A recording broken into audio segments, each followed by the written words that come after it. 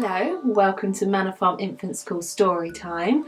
Today, me, Mrs. Natarajan, I'm going to read you this story, the true story of the three little pigs. I hope you enjoy it. Everyone knows the story of the three little pigs, or at least they think they do, but I'll let you in on a little secret. Nobody knows the real story because nobody has ever heard my side of the story. I'm the wolf, Alexander T. Wolf. You can call me Al. I don't know how this whole big bad wolf thing got started, but it's all wrong. Maybe it's because of our diet. Hey, it's not my fault wolves eat cute little animals like bunnies and sheep and pigs. That's just the way we are. If cheeseburgers were cute, folks would probably think you were big and bad too. But like I was saying, the whole big bad wolf thing is all wrong.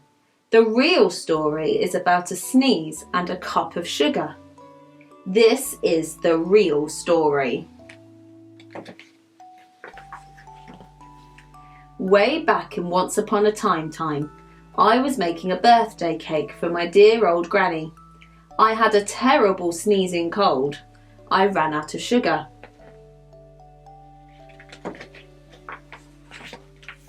So I went next door to ask if I could borrow a cup of sugar. Now the guy next door was a pig, and he wasn't too bright either.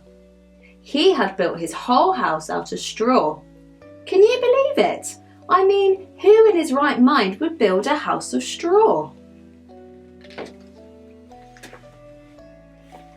So, of course, the minute I knocked on the door, it fell right in. I didn't want to just walk into someone else's house, so I called, "Little pig, are you in?" No answer.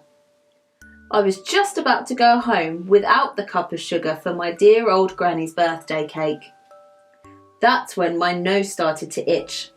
I felt a sneeze coming on. Well, I huffed and I snuffed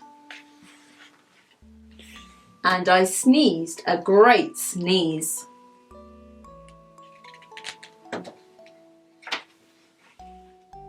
And you know what? That whole darn straw house fell down. And right in the middle of the pile of straw was the first little pig, dead as a doornail. He had been home the whole time. It seemed like a shame to leave a perfectly good ham dinner lying there in the straw, so I ate it up. Think of it as a big cheeseburger just lying there. I was feeling a little better, but I still didn't have my cup of sugar, so I went on to the next house. The guy who lived there was the first little pig's brother.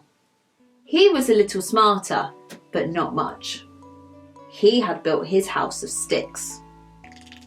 I rang the bell on the stick house. Nobody answered. I called, "Mr. Pig, are you in?" He yelled back, "Go away, wolf, you can't come in. I'm shaving the hairs on my chinny chin. I had just grabbed the doorknob when I felt another sneeze coming on. I huffed and I snuffed and I tried to cover my mouth, but I sneezed a great sneeze. And you're not going to believe it, but this guy's house fell down just like his brother's. When the dust cleared, there was the second little pig, dead as a doornail, wolf's honour. Now, you know food will spoil if you just leave it out in the open. So I did the only thing there was to do. I had dinner again. Think of it as a second helping. I was getting awfully full. But my cold was feeling a little better. And I still didn't have that cup of sugar for my dear old granny's birthday cake. So I went to the next house. This guy was the first and second little pig's brother. He must have been the brains of the family. He had built his house of bricks. I knocked on the brick house. No answer. I called, "Mr. Pig, Mr. Pig, are you in?" And do you know what that rude little porker answered? "Get out of here, wolf. Don't bother me again." Talk about impolite.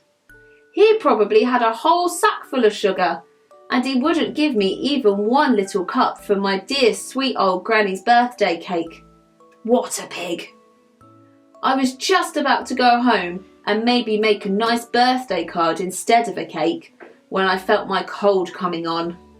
I huffed, and I snuffed, and I sneezed once again. Then the third little pig yelled, "And your old granny can sit on a pin." Now, I'm usually a pretty calm fellow, but when somebody talks about my granny like that, I go a little crazy. When the cops drove up, of course I was trying to break down this pig's door.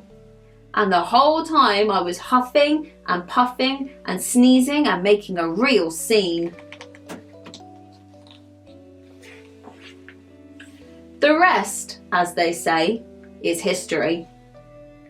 The news reporters found out about the 2 pigs I had for dinner. They figured a sick guy going to borrow a cup of sugar didn't sound very exciting. So they jazzed up the story with all of that huff and puff and blow your house down. And they made me the big bad wolf. That's it. The real story. I was framed. But maybe you could loan me a cup of sugar. Hope you enjoyed it. Sleep well.